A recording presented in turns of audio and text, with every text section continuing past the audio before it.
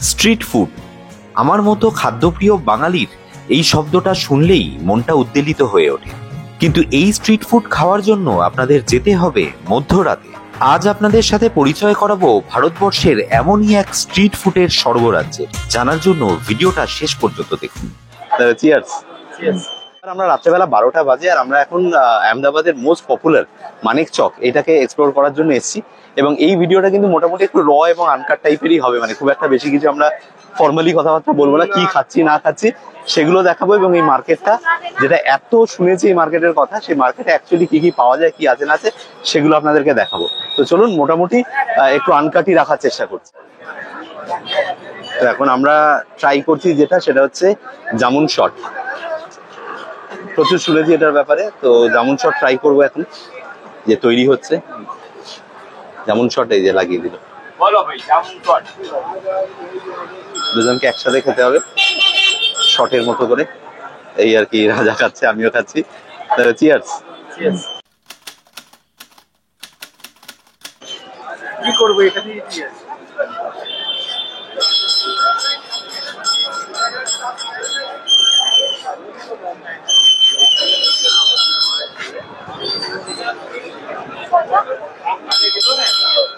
একবারে খাওয়া সম্ভব না।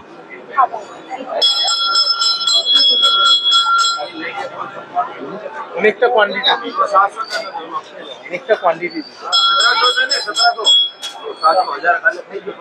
জামুন শট খেলাম, দেখতেই পেলেন। এবং এটা বেসিক্যালি হচ্ছে যে আমাদের যে কালো জাম, সেই কালো জামটা একদম র কালো জাম এবং প্রচন্ড ঠান্ডা, মানে এর মধ্যে রয়েছে। এবং উপরে একটা সল্টের কিন্তু গ্লাসের মধ্যে একটা টাচ রয়েছে। তো এই হচ্ছে মোটামুটি জামুন শট, একটা এক্সপিরিয়েন্স হলো।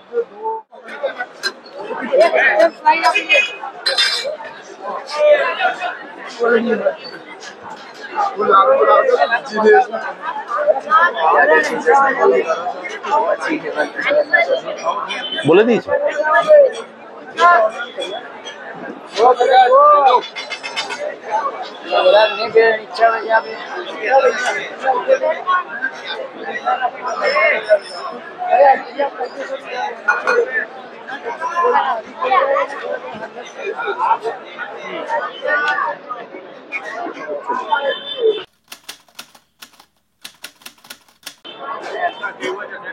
মহালক্ষ্মীর পাওভাজি নিয়েছি আমরা, খেয়ে দেখি।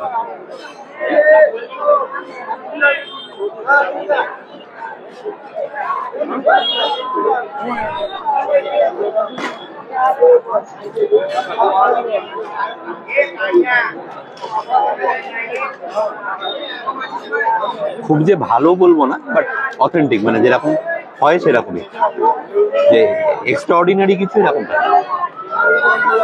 বোম্বের পাওভাজি, কিন্তু টেস্টটা মেনটেন করে রেখেছে।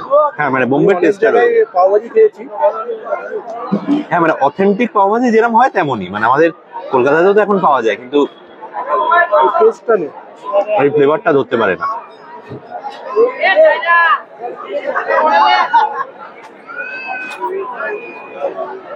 একটা চাটনি দিয়েছে।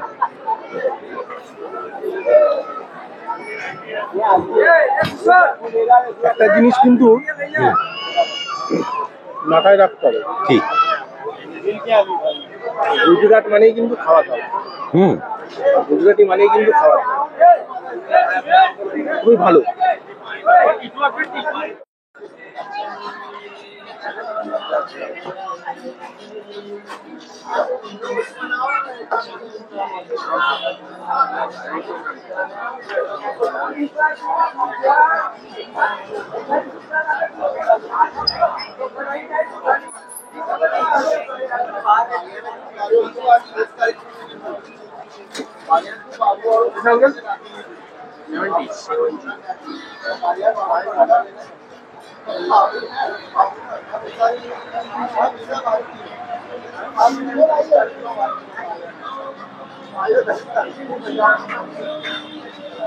দেখতেই পাচ্ছেন এখন ফাফড়া আর জলেবি নেওয়া হলো রাত্রেবেলা। রাতে সময় প্রায় 1:45। এখন রাজা ফাফড়া জলেবি নিয়ে যে এখানে রেখে খাওয়া যাবে। ঠেলা লাগানো আছে, সাথে চাটনি দেওয়া আছে, আপনি চাইলে এখানে এক্সট্রা চাটনিও নিতে পারেন। এই হচ্ছে ফাফড়া জলেবি। গুজরাটে কিন্তু ফেমাস খাবার, হ্যাঁ হ্যাঁ গুজরাটে কিন্তু একটা ফেমাস খাবার। আমাদের ওখানে পাওয়া যায় পাপড়া, জিলিপিও পাওয়া যায়, কিন্তু এই জিনিসটা পাওয়া যায় না। এই জিনিসটা পাওয়া যায়। ফাফড়া জালেবি খাওয়া হচ্ছে, মানে ফাফড়াটা তো ঠিক আছে, মানে যেরকম হয় ইউজুয়ালি, বাট এই যে জিলিপিটা না, এটা কোনোদিন খাইনি, মানে ফার্স্ট টাইম এরকম জিলিপি আমি কখনো খাইনি। অসাধারণ, এরকম জিলিপি খাইনি। মানে এখানে যারা আসবেন এই জিলিপি যদি না খেয়েছেন, সত্যি কথা বলতে জীবন বৃথা। অসাধারণ।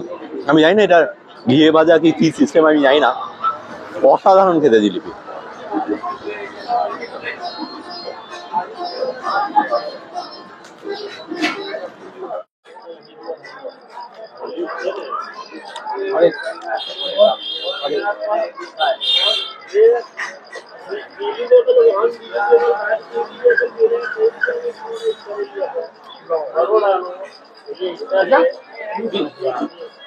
বায়া আছে যেটা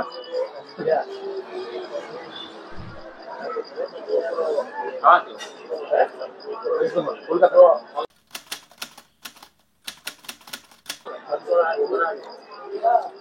আচ্ছা, খাওয়া দাওয়ার পরে এখন আমরা চা নিলাম আর কি, গরম চা রাত্রেবেলা। রাত মানে এরকম একটার সময় কবে চা খেয়েছি আমার মনে পড়ছে না। তবে এখানে গুজরাটে দেখলাম যে এটা একটা স্টাইল, কিন্তু মানে বেশ রাত পর্যন্ত লোকজন এখানে চা খায়। এবং আপনারা প্রত্যেকে জানেন যে গুজরাট কিন্তু একটা মানে হচ্ছে এটা মূলত হচ্ছে ড্রাই স্টেট, যেখানে কিন্তু লিকার পাওয়া যায় না। সেখানে কিন্তু মানুষ চাটাকে নেশার মতো করে খায়। আমি মানে আমরা যে হোটেলে রয়েছি আর কি, তার বাইরে এরকম একটা চায়ের দোকান রয়েছে, সেখানে রাত 1টা-2টো অব্দি লোকজন চা খেতে আসে, মানে ভিড় করে শয়ে শয়ে লোক।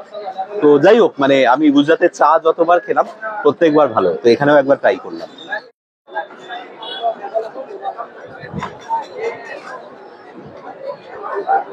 এখন আরো একটা নতুন জায়গায় বসলাম এখানে খাওয়ার জন্য। এখানে বেসিক্যালি অর্ডার করেছি হচ্ছে পোলাও, এখানকার ফেমাস পোলাও, এবং অনেক রকম ভ্যারাইটি হয়। আমি জাস্ট নামগুলো দেখে বলছি। একটা হচ্ছে ভেজ পোলাও, জৈন পোলাও, সাথে রয়েছে কাজু দাচ পোলাও, চিজ পোলাও, গ্রিন পোলাও, স্পেশাল বোম্বে পোলাও, মিনি প্লেট পোলাও অ্যান্ড ভাজি পোলাও মিক্স।